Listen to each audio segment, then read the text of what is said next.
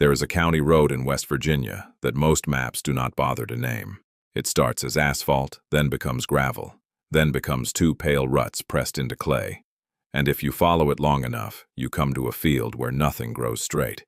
At the far edge of that field, above the tree line, a clock tower rises. The hands stopped moving sometime in the 1980s. The stone is black with decades of damp. And for 30 years, no one went near it. Nora Vance was 22 years old and sleeping in her car when she spent her last $10 at a county tax auction and bought the thing. Not because she had a plan, not because she saw something others missed. She bought it because it was the only lot that morning no one else wanted, and $10 was exactly what she had left. And she needed to own something, even something broken, even something forgotten, even something the county had given up on entirely.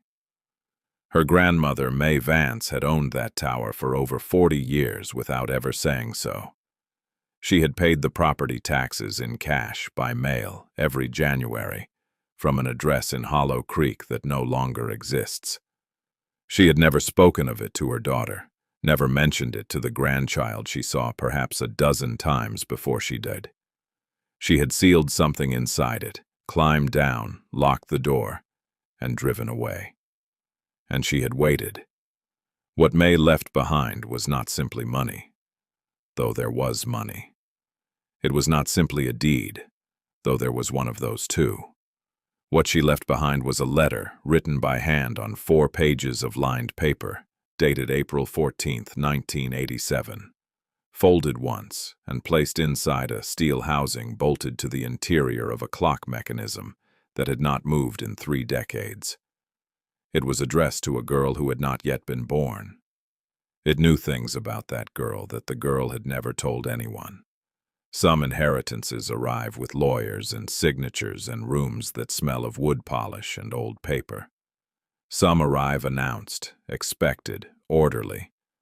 And some arrive at the end of a dirt road, behind a rusted door, inside a building everyone else walked past and forgot.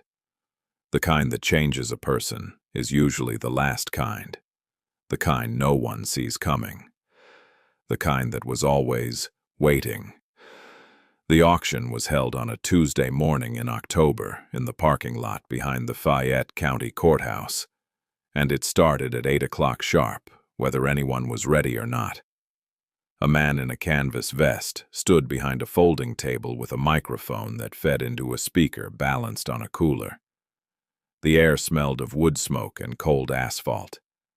There were maybe 30 people there, most of them holding coffee in paper cups, most of them already knowing which lots they had come for. Nora Vance stood at the back. She was wearing a brown canvas jacket 2 sizes too large, the kind sold at Army surplus stores for $18, and her boots were dry but barely. She had been sleeping in her car for 11 weeks at that point, a 1994 Civic with a cracked rear window she had patched with a strip of clear packing tape. She had driven to the auction because she had nowhere else to be, and because she had seen the notice stapled to a telephone pole outside the laundromat where she washed her clothes on Wednesday evenings, and had thought without much conviction that it might be worth attending. She had $10 in her jacket pocket, not $10 and some change. $10, folded once, a bill she had been keeping flat and dry for 3 days. She had a half tank of gas. She had a sleeping bag in the back seat and a box of crackers in the footwell, and a library card that still worked. That was the full inventory of what she owned at 22 years old on a Tuesday morning in October. The man in the canvas vest worked through the lots quickly. A quarter-acre parcel on Mill Run Road went for $4,200 to a man in a green jacket who raised his hand once and did not look around. A double-wide foundation on County Road 11 went for $800.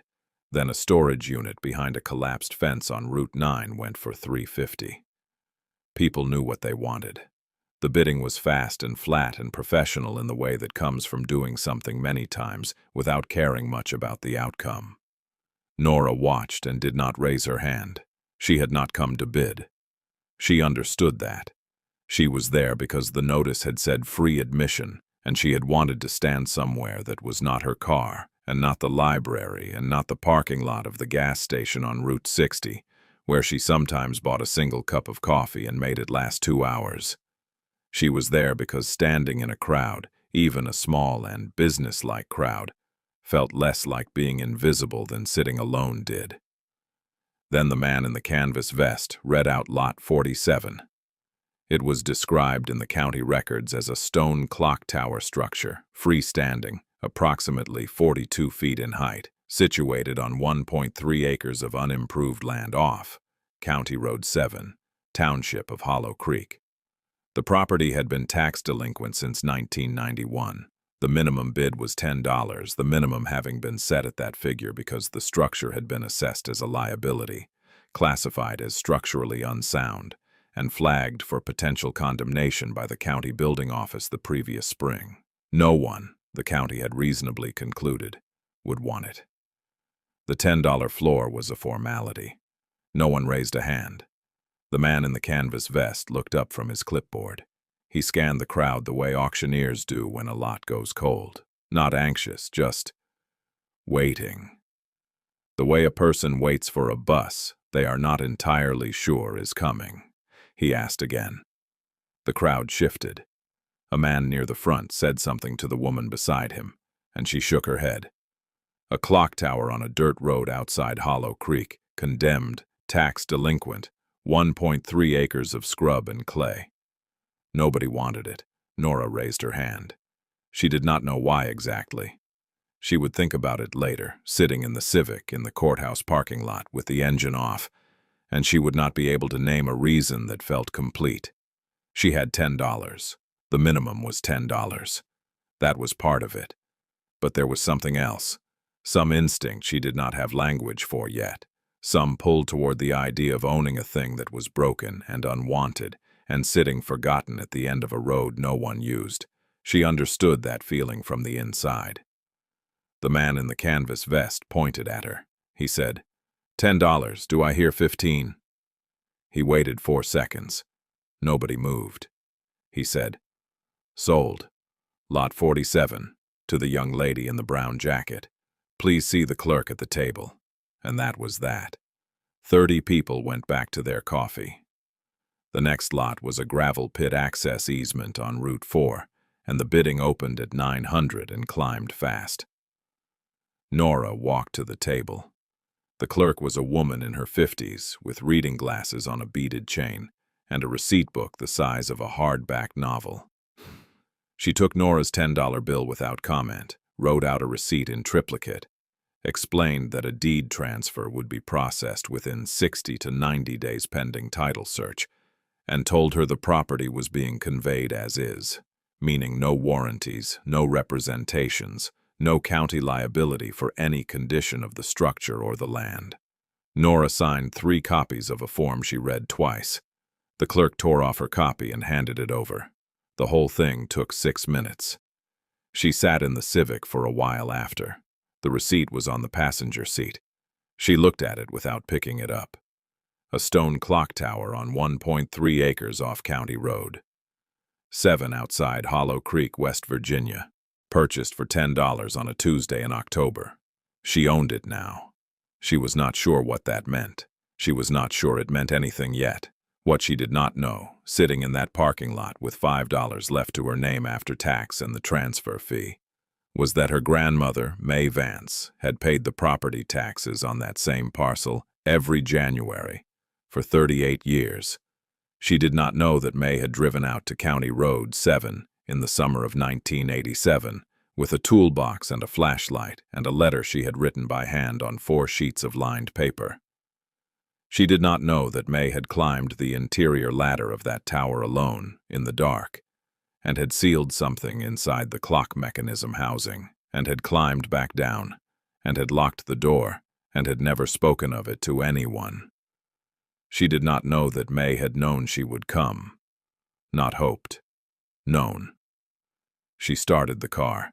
She had half a tank of gas and the address from the county parcel record written on the back of the receipt. It was a Tuesday. She had nowhere else to be. The last apartment Nora Vance had lived in was a one-room unit on the third floor of a building on Maple Street in Beckley, rented for $460 a month. With a bathroom the size of a closet and a window that looked out onto the brick wall of the building next door. She had moved in at 19 with her mother, Carol, who worked double shifts at a diner on Route 19 and who had, for most of Nora's childhood, managed to keep things steady through a combination of discipline and careful arithmetic. The apartment was not comfortable. It was not supposed to be comfortable. It was supposed to be a foothold, and for a while it was. Carol was diagnosed in February of the year Nora turned 20. The word the doctor used was aggressive, and he used it the way doctors sometimes do, without decoration, because decoration would not have helped anything. The treatment started in March. By April, Carol was no longer able to work the double shifts, and by June she was no longer able to work at all. The diner held her position for 6 weeks, which was generous by the standards of that kind of work, and then they filled it. There was no malice in that. There was just the arithmetic of a business that ran on narrow margins and needed someone standing behind the counter at 5 in the morning.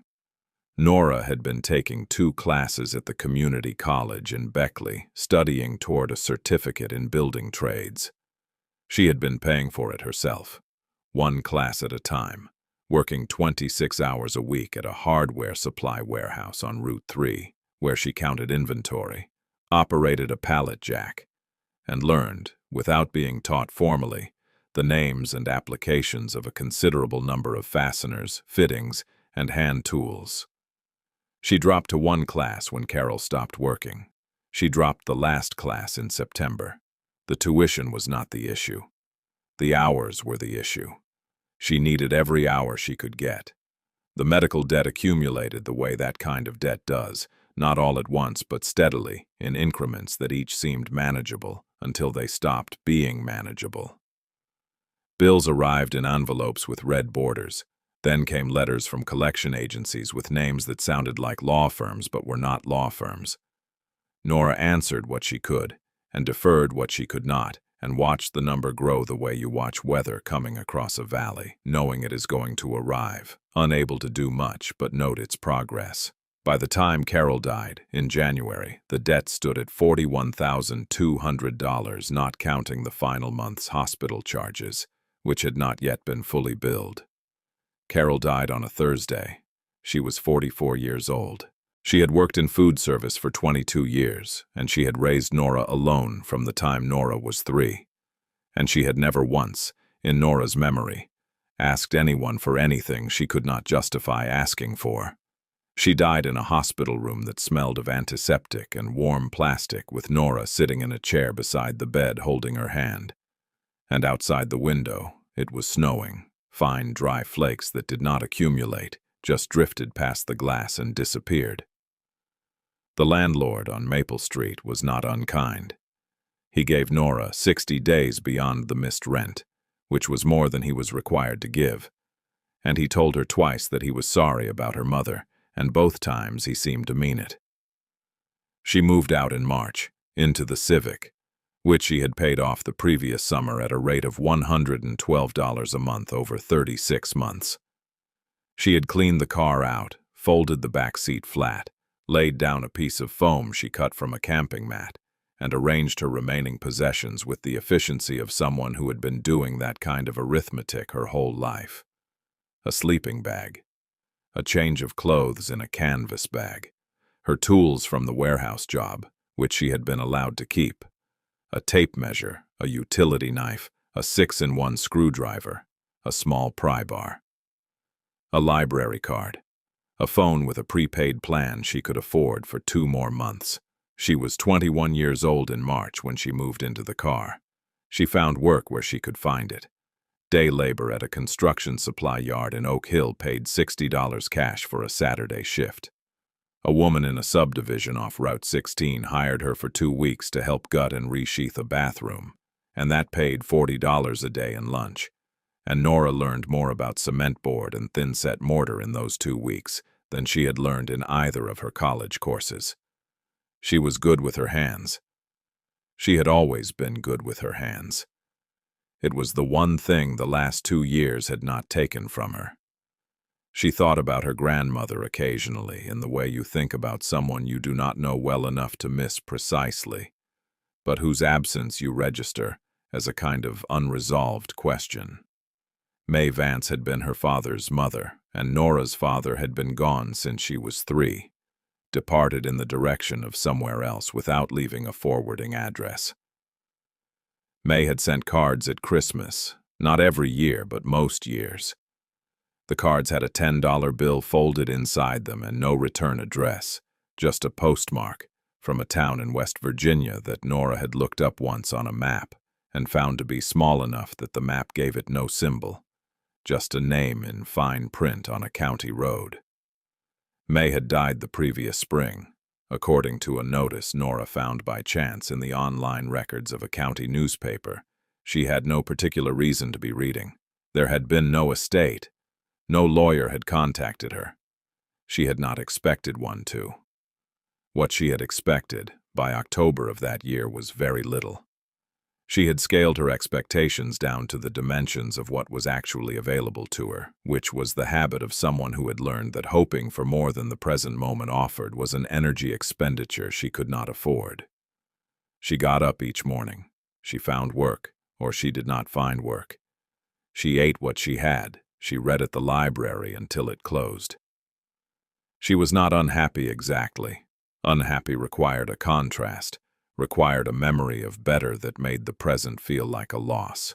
She had the memory. She just did not spend time with it. Then it was October. Then it was a Tuesday. Then there was a notice stapled to a telephone pole outside the laundromat. And she read it because she was waiting for her clothes to dry, and she had already read every page of the 2-day-old newspaper someone had left on the folding table. The notice said, Fayette County Tax Lien Auction. Tuesday, October 9th, 8 a.m. Free admission. She folded it and put it in her pocket and thought about it for 3 days, and then she drove to the courthouse because she had nowhere else to be and $10 in her jacket and a tank of gas that was not yet empty. That was the whole of the logic. That was all of it. She had nothing, and she went somewhere, and something happened. Later she would understand that it was not random.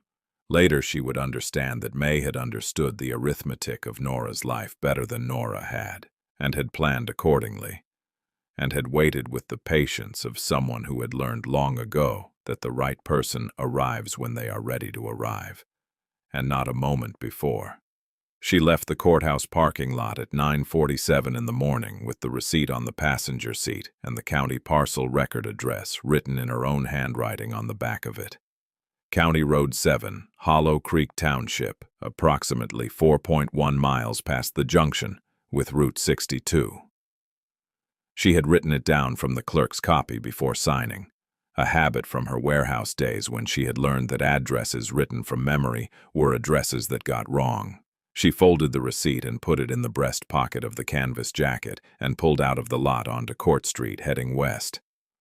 The first 10 miles were state highway, 4 lanes with a painted median and a dollar store, and a tire place, and a row of fast food signs on tall poles, spaced evenly, like something planted.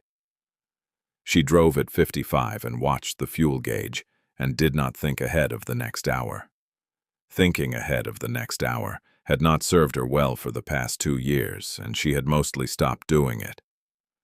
The Civic ran smoothly. She had changed the oil herself in March, using 5 quarts of conventional 1030 and a filter wrench borrowed from the parking lot of an auto parts store. And she had checked the coolant and the brake fluid and the tire pressure because the car was the one thing she could not afford to lose to negligence.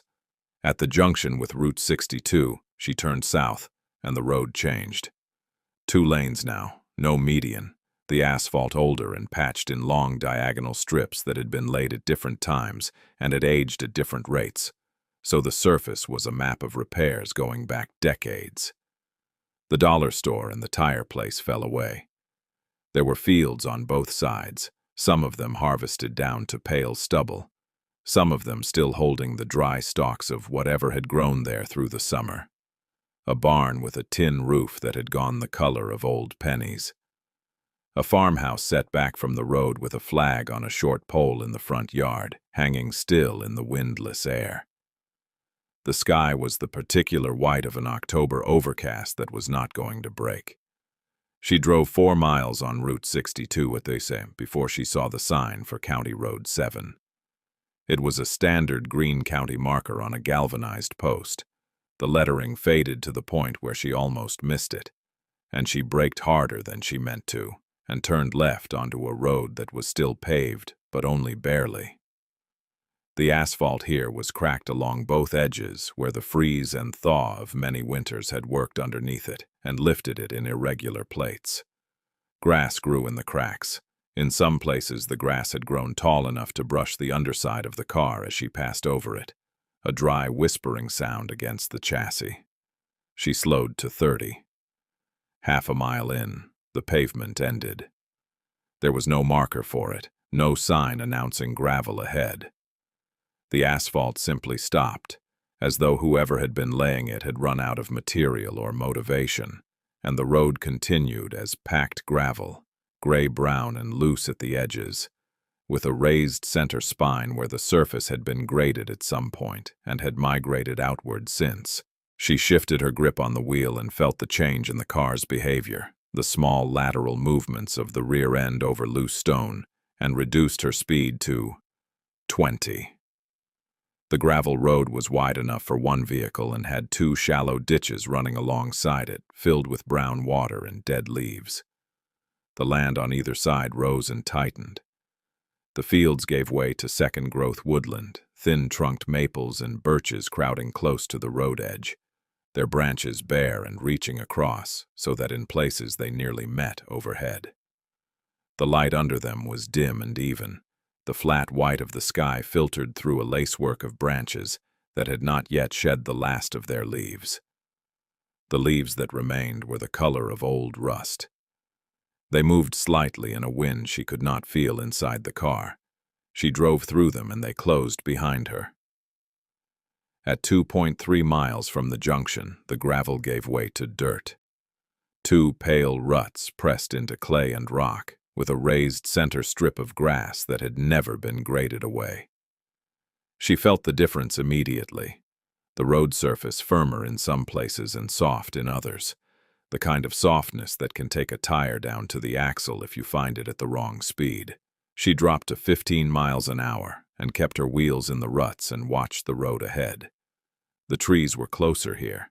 Some of them had dropped branches across the road, and the branches had been there long enough to begin composting into the clay, their outlines still visible, but their substance returning to the ground. No one had cleared this road in a long time. No one had needed to. She almost missed the structure because she was watching the road surface. It was her peripheral vision that caught it. A vertical mass above the tree line to her right, gray against the white sky, too regular to be natural. She stopped the car. She looked. Above the bare crowns of the maples, rising to a height she estimated at around 40 feet, was the top section of a stone tower. A clock face, large, round, the stone surround, darkened with decades of moisture. The hands were stopped. She could see from the road that the minute hand pointed to the 11, and the hour hand to somewhere between the 2 and the 3. Whatever time it had stopped keeping it a long time ago. She pulled the Civic to the edge of the ruts and cut the engine and got out. The air was cold and smelled of wet clay and dead leaves and something faintly mineral, the smell of old stone when it has been wet for a long time. The field she stepped into was not a maintained field. It was a clearing that had once been a field and was now in the process of being reclaimed, with young saplings coming up through the tall dead grass and the grass itself, leaning and matted from rain and the weight of the season. She walked toward the tower through grass that reached her thighs and soaked the knees of her jeans before she had gone 30 feet. The tower was square at the base and became octagonal above the roofline of what had been a small attached structure, now collapsed to a scatter of dressed stone and rotted timber on the north side. The main shaft was limestone block, hand-laid, with mortar that had weathered and receded between the courses so that the joints were visible as dark lines running the full height of the structure. Moss had colonized the north and east faces from ground level up to about 15 feet. Above that, the stone was bare and dark with absorbed moisture. There were no windows in the lower section. The door was on the south face, a wood plank door, 3 inches thick by the look of it, with a strap-iron hinge that had rusted to the color of dried blood and a hasp that had been padlocked shut. But it was not the door that stopped her. It was the padlock. It was a hardened steel master lock, Model 47, the kind sold at hardware stores for $12, and it was not rusted. It was clean. It was, in the context of everything around it, impossibly clean. The hinges had rusted through decades of weather. The door planks had gone gray and checked with age. The stone was black with 40 years of damp. And the padlock hanging from the hasp was the color of new pewter, its shackle bright where the steel had not oxidized, its keyway free of debris. Someone had placed it there recently. Someone had been here, on this road that no one used, and had locked this door, and had left. She stood in front of the door for a long time. The padlock was a Master Lock Series 47, hardened steel shackle, double-locking mechanism, the kind that resisted bolt cutters and pry bars, both if you went at it straight. She had handled enough of them at the warehouse to know that. The keyway was a standard A keyway profile, and the lock body was clean enough that she could read the model number stamped into the back face without wiping anything away. Someone had hung it recently. A month ago, maybe less. The question of who that someone was sat at the edge of her thinking, but she did not chase it yet. She went back to the car. In the rear cargo area, behind the sleeping bag and the canvas bag of clothes, she kept her tools in a canvas roll she had sewn herself from a piece of heavy duck cloth she had found in a bin at a thrift store for $2. She unrolled it on the flattened back seat and looked at what she had. The small pry bar was a Estwing 8-inch high-carbon steel, the flat end ground to a thin blade, and the curved end worn smooth on the inside of the hook from use.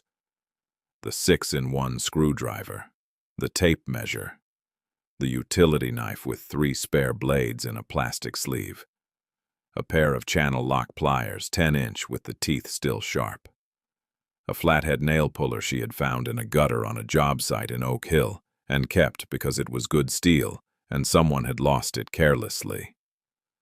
She took the pry bar and the pliers and her flashlight, a 4D cell mag light that she had owned for 3 years and maintained by keeping the contacts clean and the batteries fresh, and she walked back to the tower. The hasp was the weak point, not the lock. The hasp was a surface mount strap hasp, 3/4-inch mild steel, fastened to the door planks with 4 wood screws that had been in place long enough for the wood to shrink around them, leaving the screw head slightly proud of the strap surface. The screws were slotted, not Phillips, which told her they were old. The hasp plate on the doorframe side was the same, 4 slotted screws into old wood. She worked the flat end of the pry bar into the gap between the hasp plate and the doorframe, seated it carefully so the blade was behind the strap and not biting into the lock body, and leaned into it with her full weight. The screws held for 3 seconds. Then the wood gave a short tearing sound, and the hasp plate came away from the frame with the screws still in it, and the door swung inward 2 inches on its own. The smell came first. Cold air and limestone dust and something organic underneath. Not rot exactly, but the smell of a closed space that had been holding the same air for a long time, slowly composting whatever had been left in it. She pushed the door open with her palm flat against the plank surface and held the mag light at shoulder height and swept the beam across the interior. The base room was roughly 14 feet square. The floor was poured concrete, cracked in a long diagonal from the northeast corner toward the center, with a dark stain along the crack where water had been coming in from the outside grade for years. The walls were the same limestone block as the exterior, unfinished, with the mortar lines dark and in some places hollow, where the material had fallen out entirely. In the center of the room, bolted to the concrete floor with 4 3/4-inch lag screws, was the base of the clock mechanism housing. It rose from the floor as a cast-iron column, roughly 10 inches square in cross-section, painted at some point in the distant past with black enamel that had long since alligatored and partially flaked away, revealing the gray iron beneath. The column ran straight up through the ceiling, which was low, 7 feet at most, through a square opening framed in rough-sawn 2x12 lumber that had darkened to the color of charcoal. Above that opening, she knew from looking at the exterior the mechanism itself was housed in the upper chamber, accessible by a ladder she could not yet see. She swept the flashlight beam around the base room again, slower this time. Against the west wall were 3 wooden crates, the kind built from 1x6 pine boards with rope handles, the boards rough and unfinished and gray with age. 2 of them were empty, their lids off, nothing inside but dust and the desiccated bodies of insects. The third was sealed, its lid nailed shut with what looked like 8-penny common nails driven in at intervals along the perimeter. She crossed the room to it and crouched and lifted one corner, heavy, not extremely heavy but substantial, the kind of weight that meant the contents were dense rather than bulky. She set it back down and noted it and kept moving. In the northeast corner, partly obscured by the shadow thrown by the cast-iron column, was the thing she had almost missed on the first sweep. It was a steel strongbox, not large, roughly 14 inches wide and 10 inches deep and 8 inches tall, the kind sold in the 1970s and 80s for home fire protection. The body was 16-gauge steel, painted black, with a piano hinge lid and a 3-point locking bar mechanism operated by a key lock in the front face. But the box was not sitting on the floor. It was set into the concrete. Someone had chiseled a recess into the floor of the base room to the precise dimensions of the box and had set it flush, and had then poured a collar of hydraulic cement around all 4 sides, sealing it in place as cleanly and deliberately as a tooth set in a jaw. She put the flashlight down on the concrete floor with the beam angled up to give her working light, and she took the flat end of the pry bar and tested the cement collar. Dense. The hydraulic cement had been mixed correctly and had cured completely, and was bonded to both the box body and the concrete floor without visible seams or voids. She worked the pry bar blade around the perimeter, tapping it gently with the heel of her hand to find a weak point. The north side gave slightly, a hairline separation between the cement collar and the box wall. She worked the blade into it and applied steady lateral pressure, not a sharp blow but a slow lean, holding the force even and constant the way she had been shown to work old fasteners that had seized in place. The cement was strong, but the bond to the box body was the weaker interface, and after 4 minutes of slow, steady pressure, she felt it move. It took her 22 minutes in total. She worked around all 4 sides twice, deepening the separation each pass, and on the second full circuit, the box lifted free of the recess with a sound like a jar being unsealed, a soft release of pressure, a small exhalation of air from a space that had been closed a long time. She sat back on her heels and looked at it. The box was intact. The lock on the front face was a standard tubular key lock, the kind that could be picked with the right tool or drilled out if necessary, and she had neither at hand. The surface of the box was clean beneath the layer of concrete dust, no rust on the painted body, the hinge moving freely when she lifted the lid against the lock's resistance. It was not going to open without a key or a drill bit she did not own. She pressed both palms flat against the top of the box and held them there for a moment. The steel was cold. She wiped her hands on the thighs of her jeans and picked up the flashlight and turned it toward the cast-iron column and the ladder she could now see bolted to its south face. A shop-fabricated ladder of 3/4-inch steel rod rungs, welded to flat-bar stringers, rising through the opening in the ceiling into the upper chamber where the clock mechanism waited in the dark above her. She looked at the ladder. She looked at the strongbox. Then she picked up the strongbox, both hands under the base, and carried it to the door, and set it outside in the gray October light where she could see it clearly. And she went back inside and put her hands on the ladder and began to climb. She came down from the upper chamber the same way she had gone up, hand over hand on the steel rod rungs, her boots finding each rung by feel in the poor light. The upper chamber had told her things she needed to process slowly. She was not ready to process them yet. She carried the strongbox back to the Civic and set it on the passenger seat and sat behind the wheel for a moment with both hands in her lap and looked at it. 14 inches wide, 10 inches deep, tubular key lock, 5-pin, the kind that required either the original key or a carbide-tipped masonry bit run at low speed through the lock face. She had neither. She needed a hardware store. The closest town of any size was Hollow Creek, 3 miles back up County Road 7, and then north on Route 62. She had driven through it on the way in without stopping, a main street of perhaps 6 blocks with a post office and a feed store, and what looked like a diner that might or might not still be operating. She had not seen a hardware store. She drove back out the dirt road and the gravel road and onto the pavement of Route 62 and turned north and passed through Hollow Creek without finding what she needed. The feed store carried some fasteners and a limited selection of hand tools, but nothing for precision lock work. And the woman behind the counter, without being unfriendly, told her that Dillard's on Route 9 was where most people went for that sort of thing. 7 miles north, left at the water tower, you will see the sign.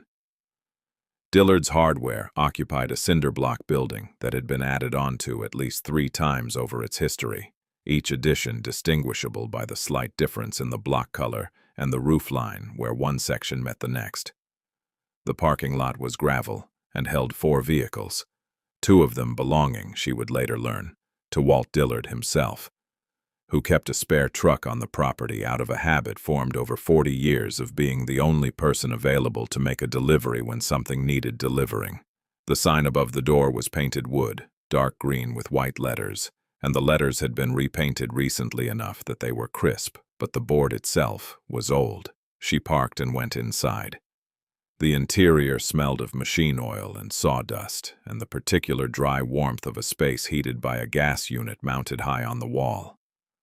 The shelving was wood, not metal, built in place and painted white so many times that the corners had gone round. The goods were organized in the way of a hardware store that had been organized by one person over a long period, logical in its own system, opaque to anyone who had not learned that system. Drill bits were beside the sandpaper and not beside the drill accessories. Lag screws were at the end of the fastener aisle near the window.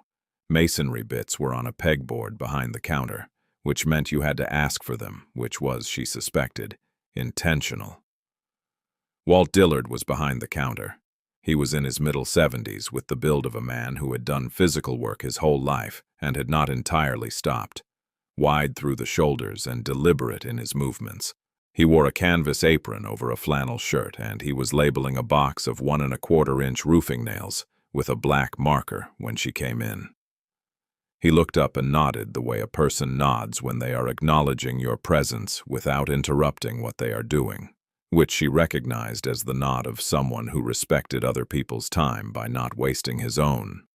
She told him what she needed: a carbide-tipped masonry bit, 3/8 inch, and if he had it, a low-speed drill or a way to borrow one for an hour. She explained the situation plainly. A tubular lock on a steel box, 5-pin by the look of it, and she needed to drill the face without damaging the interior. She did not explain why she had the box or where it had come from.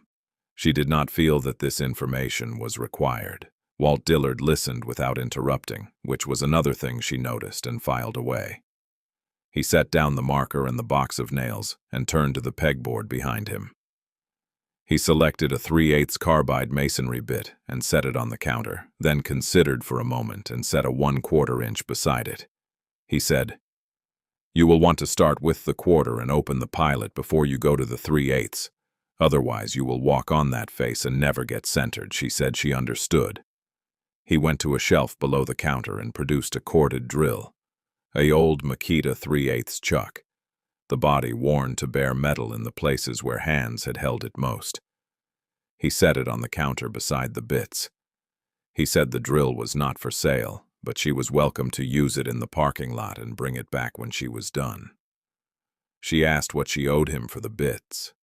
He told her $3 for the 1/4 inch and $4.50 for the 3/8. She counted out $7.50 from her jacket pocket, coins and a bill, the last of what she had after the auction and the gas. He took the money and put it in the register, and then reached under the counter again and produced a small plastic bottle of cutting oil, the kind used to keep a bit cool and sharp through hard material. He set it beside the drill. She asked what she owed for it. He said nothing. It came with the drill. She looked at him. He had already turned back to his roofing nails. She took the drill and the bits and the cutting oil out to the parking lot and set the strong box on the hood of the Civic and went to work. The 1/4 inch bit found the center of the lock face on the second try, and she ran it slow with the cutting oil, feeding into the pilot hole, a drop at a time, the way Walt had not told her to do, but which she knew to do from having watched a locksmith work a similar job on a storage unit in Oak Hill the previous spring. The steel of the lock face was harder than she expected, and she went through the first bit before she had broken through. She went back inside and told Walt, and he gave her another 1/4 inch without charging her for it and said nothing else. The 3/8 bit finished the job in 4 minutes. The lock face separated from the body cleanly, the locking bar dropping free inside the mechanism, and the lid lifted. She did not look inside. Not yet. She closed the lid and held it shut with one hand, and felt her heart doing something she did not want to name. She wiped her face on the back of her hand. She returned the drill to Walt and thanked him. He said she was welcome, and asked if she had found what she was looking for out there on the county road. She said she was not sure yet. He nodded. He said that was usually how it worked with old properties. You never knew what you had until you had spent some time with it. He did not say it like a question. He turned back to his work. She drove back toward County Road 7 with the strong box on the passenger seat and the lid still closed and the afternoon light going flat and gray through the windshield. She had $3 and a masonry bit and a box she had not yet opened. She had a tower she owned on 1.3 acres of scrub clay at the end of a dirt road. She had a sleeping bag in the back seat and half a tank of gas. None of this felt like enough. None of it felt like nothing either. She turned off Route 62 onto the gravel and drove toward the tower, and when she got there, she sat in the car for a long time before she reached for the box. The strong box held papers. She saw that before anything else. A stack of documents folded lengthwise and held together with a rubber band that had dried and cracked, and left a faint brown line across the top sheet. Beneath the papers, a smaller envelope, letter-sized, sealed. Her name written on the front in a hand she did not recognize. Nora in blue ink. Nothing else. She did not open the envelope. She set it on the passenger seat and looked at the papers. The top sheet was a property deed, Fayette County, for the parcel she was sitting on. May Vance, grantee, dated September of 1961. Below it, 38 receipts for property tax payments, each one annual, each one for a different amount reflecting the county's reassessments over the decades, the earliest for $11.40, the most recent for $83.20, all of them paid in full, all of them stamped and signed by the county clerk of the relevant year. 38 years of January payments. Not one missed. She sat with the deed in both hands and read it twice. The legal description matched the parcel record from the auction. 1.3 acres, County Road 7, Hollow Creek Township. May had bought it in 1961 for $200, the purchase price noted in the deed's consideration clause in the formal language of that era. $200 in 1961 was not nothing. It was not a casual purchase. She had wanted this specific piece of land with this specific structure on it, and she had kept wanting it for 38 years without telling anyone, and she had kept paying for it without anyone asking her to. And she had done all of this quietly, by mail, from an address in a town too small to hold a symbol on a county map. Nora put the papers back in the box and closed the lid and got out of the car. The afternoon light was going. It was past 4 o'clock, and the sky over the tree line was the pale orange-gray of late October at that latitude, the kind of light that looks like it is already remembering itself.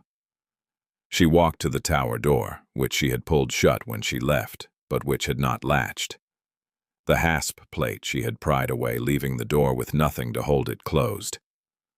She went inside and found the maglite where she had left it on the floor, and picked it up and stood at the base of the cast-iron column and looked up at the ladder. The upper chamber was 12 feet above the base room floor. She had been up once already, briefly, and had seen the clock mechanism in its housing. A weight-driven movement, the kind built for public towers in the late 19th and early 20th centuries, with a cast-iron frame and a series of brass gear wheels and a pendulum rod that hung down through the center of the works. The movement was seized, everything surface-rusted to stillness, the pendulum motionless. The 2 drive weights hung on either side of the main shaft on chains, cylindrical iron weights, each roughly the size of a fire hydrant, suspended from the winding drums by link chain that had gone stiff with rust. She had noted them on the first climb and moved on. Now she climbed again, deliberately, with the flashlight in one hand and the other on the rungs. The near weight was on her left as she came up through the floor opening. She held the flashlight close and looked at it carefully for the first time. The cylinder was cast iron, painted the same black enamel as the main column, alligatored and flaked in the same pattern. It was suspended from its chain by a standard hook and eye fitting at the top. The base of the cylinder was a separate plate, threaded on, the kind of design that allowed the weight to be loaded with additional ballast to fine-tune the drive force. She could see from the flashlight angle that the base plate had been turned recently. The thread interface showed bright metal where the old paint had been broken, a clean ring of bare iron at the junction between the plate and the cylinder body. Someone had opened it. She braced herself against the main frame of the mechanism with her left forearm and reached for the base plate with her right hand. The thread was standard right hand, coarse pitch, the plate perhaps 3/8 inch thick. It was tight but not seized. She got her fingers around it and applied pressure, and it moved, grudgingly at first, then with increasing ease as the thread cleared itself of the surface rust in the first half-turn. She set the flashlight on the frame ledge angled down and used both hands. 6 full rotations and the plate came free. She held it and looked into the open base of the weight cylinder. Inside, wrapped in a piece of oilcloth tied with waxed twine, was a bundle approximately the size of a hardback book. She worked it out carefully, the oilcloth stiff with age but intact, the waxed twine still holding its knot. She set the base plate on the frame ledge and held the bundle in both hands and felt its weight. Dense, flexible in the way that stacked paper currency is flexible, with a slight give when she pressed the center. She did not open it in the tower. She climbed down with it tucked under one arm, the maglite in her free hand, and she went to the far weight and checked it the same way. The base plate of the second weight had not been disturbed. The paint at the thread line was intact and oxidized. Whatever May had hidden, she had used only one of the 2 weights to hide it. She carried the oilcloth bundle to the car and set it on the hood beside the strongbox and untied the waxed twine slowly, her fingers working the knot without forcing it. The oilcloth unrolled in 3 layers, and inside it were 2 things. The first was a bundle of United States currency, banded in groups with paper bands of the kind used by banks, each band marked in pencil with an amount. She counted the bands without removing them from the oilcloth. 11 bands, the amounts written on them in May's same blue ink hand.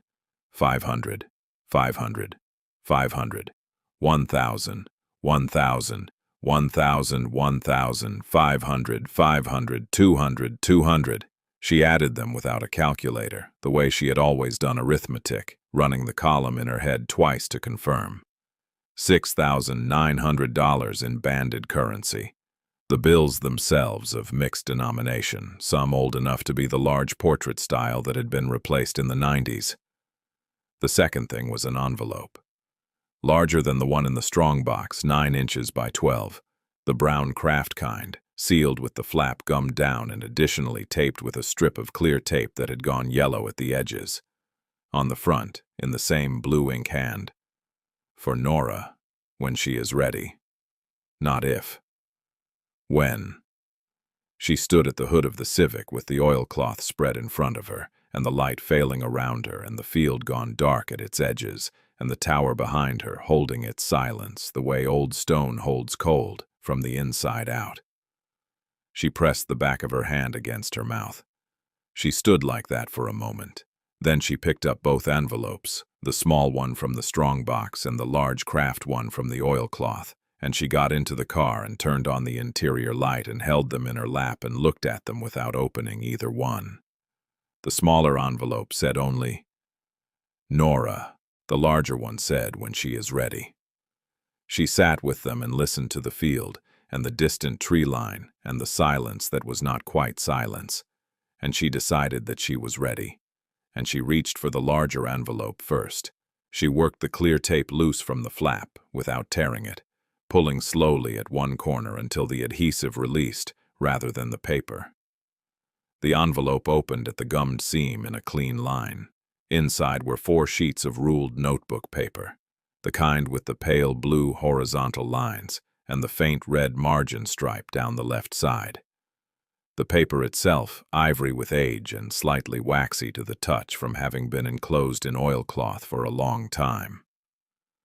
The sheets were numbered in the top right corner, 1 through 4, in the same deliberate blue ink hand she had seen on the deed receipts and the envelope face. She unfolded them carefully, both hands, the way you unfold something old that you understand you are only going to get to unfold once. The letter was dated April 14th, 1987. It began without preamble. "Dear Nora, you do not exist yet as I write this. Your father does not know you are coming, and by the time you read this he will have been gone long enough that his absence is just the shape of things rather than a wound. I know this because I know my son, and I am sorry for it, and I will not spend your time asking you to forgive him. I am writing to you instead because you are the one I am thinking about. You are the one I want to talk to. I bought this tower in September of 1961 with $200 I had been keeping in a coffee tin under the kitchen floorboard since 1954. I was 31 years old. I had been working at the textile mill in Fayetteville for 9 years, and I had learned 2 things in those 9 years. That I was good at keeping money, and that money kept in a coffee tin under a floorboard does not grow, and that $200 sitting in that tin was $200 that could become something else if I used it correctly. The county had the tower, listed as a tax-delinquent parcel, and nobody wanted it because it was broken, and at the end of a road nobody used. I wanted it for that exact reason. I have always understood broken things better than whole ones. I spent 3 summers fixing what I could fix myself. I repointed the mortar on the north and east faces with a bag at a time of Type S mix I brought out in the back of a borrowed truck. I rebuilt the door frame with white oak I milled from a tree that had come down in the field. I could not fix the clock mechanism because that kind of work requires a clockmaker, and I could not afford a clockmaker, and after a while I stopped thinking of it as something that needed fixing, and started thinking of it as something that had simply stopped, which is different. A thing that has stopped is not broken, it is waiting. I have been putting money away since 1962. Not large amounts. I worked at the mill until it closed in '78, and then I cleaned houses for 11 years, 3 days a week, for women in Beckley and Oak Hill who paid me $35 a day and did not ask my name twice. I saved what I could save after the property taxes and my own keep, which was not much, because my own keep has never required much. I am not telling you this so you will feel sorry for me. I am telling you because I want you to understand that what is in this envelope and in the other places I have put things is not an accident. It is arithmetic. It is 30 years of arithmetic, done carefully, in small amounts, by a person who decided a long time ago that she was saving it for something, and who only recently understood what that something was. It is you. I do not know what your life looks like when you find this. I have thought about it often. I think it is probably not easy.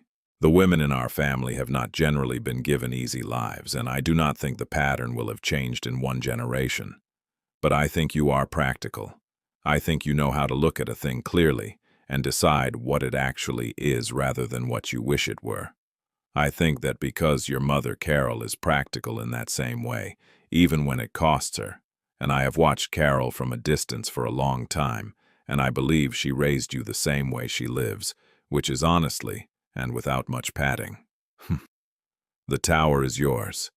The deed is in the box you already opened, along with the tax receipts which you will need to show clear title. The money in the weight is $6,900, which I know is not a fortune, but it is real and it is yours, and no one can take it from you because I have made sure of that. There is one more thing I want you to have, and it is in the small envelope I left in the box. Do not open that one yet. Open it when you have decided what you are going to do with the tower, because what is in it will make more sense then. I want to tell you something about this place before I close. In the summer of 1963, I drove out here on a Sunday morning in July when the field was full of something blooming. I never knew the name of it. Small yellow flowers that came up to my waist, and I climbed to the top of the tower and looked out through the clock face opening at the valley below and the ridge above and the road going back toward the highway.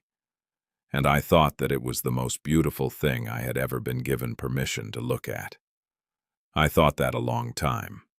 Then I climbed down and drove home and went back to work Monday morning, but I kept the picture in my head. I have kept it 30 years. I am giving it to you now. Take care of the stone.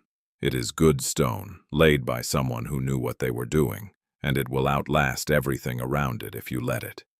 Fix the door before winter if you can. The oak frame will hold, but the planks need a coat of linseed oil on the exterior face or they will check through to the core in another 5 years. The mortar on the northeast corner at about 20 feet needs attention. You will see where the water has been getting in. I am sorry I did not find a way to know you in person. I thought about it more times than I can count. I did not know how to do it without making a mess of things, and I have spent my life trying not to make messes I cannot clean up. This letter is the closest I could get. I hope it is enough to be going on with. With love, which is the only thing I have always had plenty of. May Vance. April 14th, 1987. Hollow Creek, West Virginia. Nora read it through once without stopping. Then she sat with it in her lap and looked through the windshield at the dark field and the darker mass of the tower against the last of the evening sky. The clock face caught what remained of the light, the pale stone of its surround, faintly luminous, the stopped hands black against it. She did not cry. She sat very still for a long time with both hands flat on the paper in her lap. The way you hold something you are not ready to put down. And the field was quiet around her, and the tower held its position at the edge of the dark, the way it had held it for 30 years, waiting for exactly this. 3 weeks after the auction, Nora was on the tower roof replacing a section of copper flashing that had separated from the parapet when a white pickup truck came down the dirt road and stopped behind the Civic. She heard it before she saw it. the sound of a vehicle moving slowly over the ruts, engine too large and exhaust too clean for a working farm truck. She stayed where she was, crouched at the parapet with a tube of urethane sealant and a 6-inch putty knife, and watched the truck from above. A man got out. He was in his late 50s, well-built and unhurried in his movements, wearing a fleece vest over a collared shirt and carrying a manila folder at his side, the way a person carries something they intend to open in front of you. He looked up and saw her. He raised a hand in a wave that was neither warm nor cold, simply functional. He said he was looking for the owner of the parcel. She told him he had found her. He said he would wait. He leaned against the front of his truck and looked at the tower with the particular attention of a man calculating dimensions, not admiring them. She finished seating the flashing, pressed the sealant bead flat with the putty knife, wiped the excess on a rag she kept tucked in her back pocket, and climbed down. His name was Gary Pruitt. He had a business card, which he produced from the breast pocket of his vest and held out to her with 2 fingers, the way people hand over cards when the card is meant to do part of the introduction for them. The card said Pruitt Land Holdings, LLC, with an address in Charleston and 2 phone numbers. He said he represented a group of investors with an interest in parcels along the County Road 7 corridor, and that he had been made aware of the recent tax auction transfer and wanted to introduce himself. He said this in the smooth, even cadence of someone who had said similar things many times and had learned to make them sound unremarkable. She did not offer her hand. She took the card and looked at it and put it in her jacket pocket. She asked what he wanted.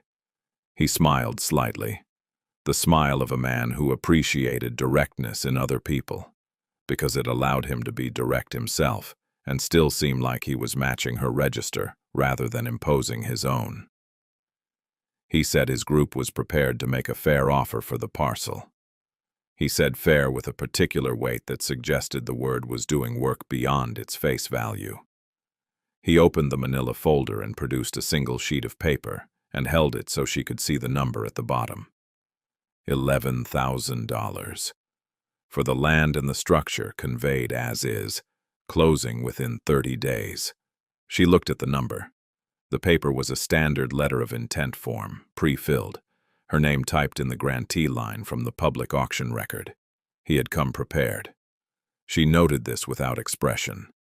$11,000 was not nothing. It was more than she had ever held at one time. It was also, she understood instinctively, and without being able to fully articulate why, considerably less than what she was being asked to give up in return, though she could not yet have said precisely what that return was measured in. She told him she would think about it. Pruitt nodded. He said he understood, of course, take your time. And then he said something else.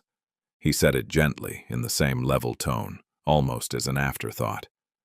He said that he had spoken with someone in the county building office who had mentioned that the structural condemnation flag from the previous spring had not been officially cleared, and that until it was cleared the parcel carried certain restrictions on habitation and use, and that clearing it would require a licensed structural engineer's assessment, which he understood could run anywhere from $800 to $1,500, and that was before any remediation work the assessment might require. He said he mentioned it only because he wanted her to go into her thinking with a full picture. He said it the way a person says something they want to land without appearing to throw it. She looked at him for a moment. He met her eyes without flinching, which she gave him credit for. He was not a villain in the way of stories. He was a man who had found a system that worked and had used it long enough that it felt to him like the natural order of things. She told him she appreciated the information and she would be in touch. He gave her the letter of intent anyway, folded once, and said the offer had a 30-day window. Then he got back in the white truck and drove back up the dirt road at the same unhurried pace he had arrived at, and was gone. She drove to Hollow Creek the following morning and found the county clerk's office in a room behind the post office that was open Tuesday and Thursday mornings from 9 to noon. The clerk was a woman named Ruth Atchley, 40 years old and precise in the way of someone who had learned that precision was the only reliable defense against a system that generated paperwork faster than anyone could read it. Nora spread the deed and the tax receipts on the counter and explained what she had and what she needed. Ruth Ashley looked at the receipts one by one, holding each up to the fluorescent light above the counter to read the stamp dates. She did not speak for several minutes. Then she said the title looked clear, and that she could pull the condemnation flag herself if Nora could provide a structural assessment, and that the county had a list of licensed engineers who worked in the area. Nora asked how Ruth had come to work in a county clerk's office on a dirt road at the end of a valley most people drove through without stopping.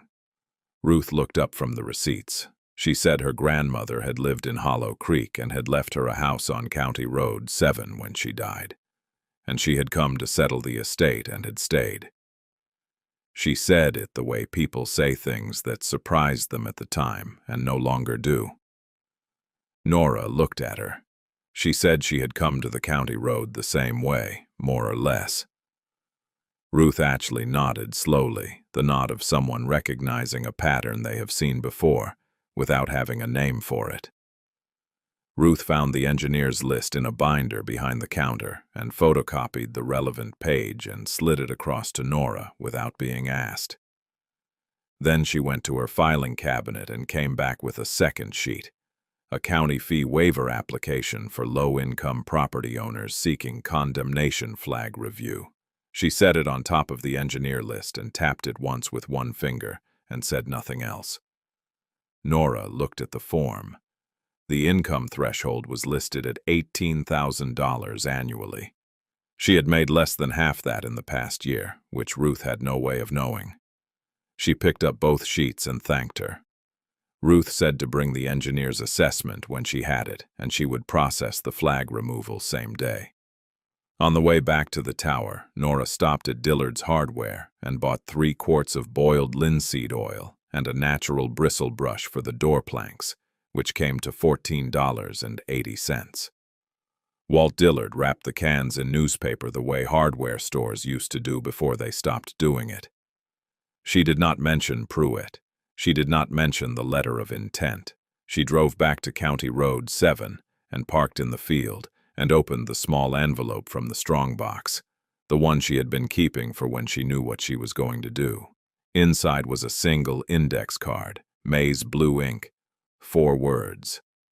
"The deed is enough." She read it twice.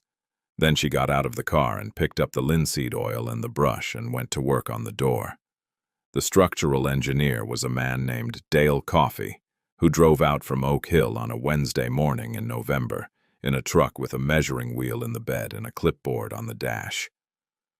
He walked the exterior twice, tapping the stone at intervals with a small geologist's hammer and pressing his palm flat against the mortar joints the way a doctor presses a patient's side, feeling for something that should not move. He spent 40 minutes in the upper chamber with a flashlight and a moisture meter and a notepad. When he came down, he told Nora the foundation was sound, the load-bearing courses were intact, and the only structural deficiency he could identify was the collapsed attached structure on the north side, which was already gone and therefore posed no ongoing risk to the tower itself. He said he would have the written assessment to her by Friday. She asked what she owed him. He said $120, which was his standard rate for residential assessments, and which he applied to the tower because he did not have a separate rate for clock towers and was not going to invent one on her account. She paid him from the oilcloth bundle, $120 in mixed bills counted out on the hood of the Civic. He wrote her a receipt on a form from a pad he kept in his shirt pocket. He looked at the tower once more before he got in his truck. The way people look at things they have just been paid to assess and have found, against their expectations, to be genuinely worth preserving. He said it was good stone. She told him she had been told that before. He nodded and drove away. Ruth Ashley processed the condemnation flag removal on the following Tuesday, as she had said she would, and mailed the clearance letter to the tower's County Road address, which Nora had registered as her legal address of record the week before. The letter arrived in the post office box she had rented in Hollow Creek for $9 a month. She read it standing at the post office counter and folded it into the breast pocket of her canvas jacket next to the original auction receipt, which she had been carrying there since October. She walked out to the Civic and sat in it for a moment. She did not feel what she expected to feel. What she felt was quieter than that, more like something settling than something arriving. Gary Pruitt's 30-day window closed on a Thursday in November without a response from her. He did not call. He did not send another letter. She had half expected him to appear again at the end of the dirt road, but he did not, and she came to understand that men like Pruitt moved on to the next parcel when a parcel declined to cooperate, not out of graciousness but out of efficiency. There were always other parcels. She was not naive enough to think she had heard the last of him permanently, but she was practical enough to understand that a clear title and a lifted condemnation flag made her position considerably less vulnerable than it had been 6 weeks earlier. The deed was enough. May had known it would be.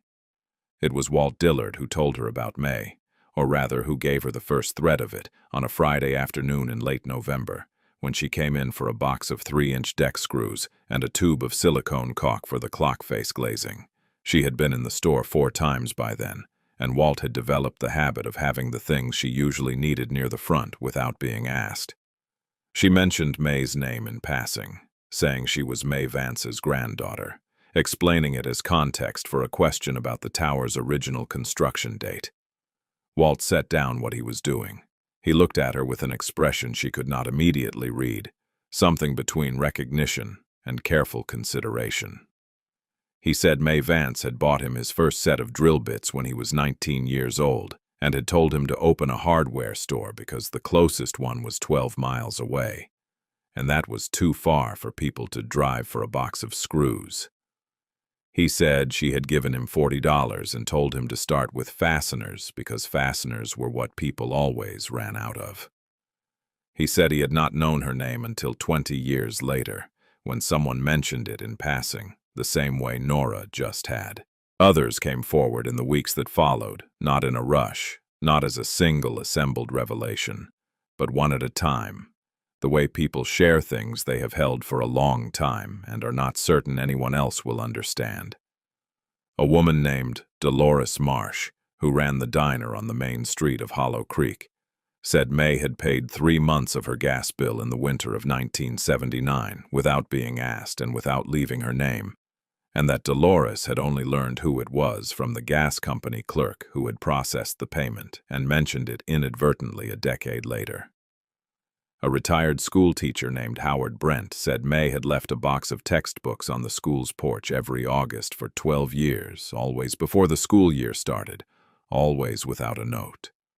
A farmer named Carl Eustix on County Road 11 said May had paid the vet bill for his dairy herd when the enteritis went through them in the summer of '83 and he had been 3 weeks from losing the farm. He said she had told him it was a loan. He said she had never once come to collect it. Nora listened to each of these without comment. She did not write them down. She held them the way she had held May's letter, both hands, not ready to put them down.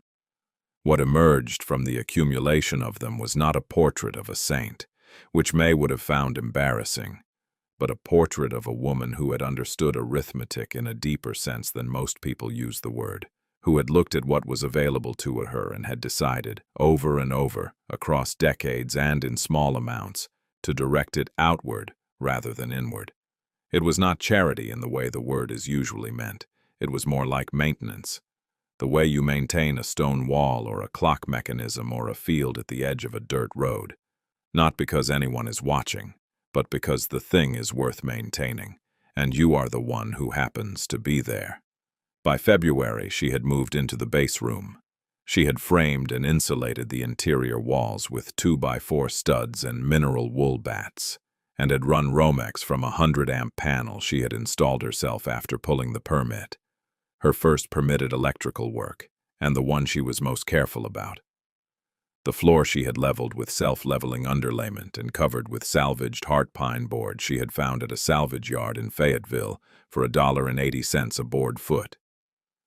She had sourced a small wood stove, a Jottle Model 6, and had run the flue up through a thimble she cut in the south wall, sealed and flashed properly against the stone. The space was small and warm and smelled of pine and wood smoke and linseed oil. She slept there on a cot, and in the mornings made coffee on a 2-burner propane unit and watched the light come through the new window she had cut in the east face, a 12 by 18 rough opening she had framed with white oak and glazed herself. The clockmaker came in March. His name was Ernest Gill, and he drove up from Lewisburg with a canvas bag of tools and spent 2 full days in the upper chamber, cleaning and freeing and adjusting the mechanism, with the unhurried thoroughness of a man who had devoted his working life to things that most people had decided were beyond saving.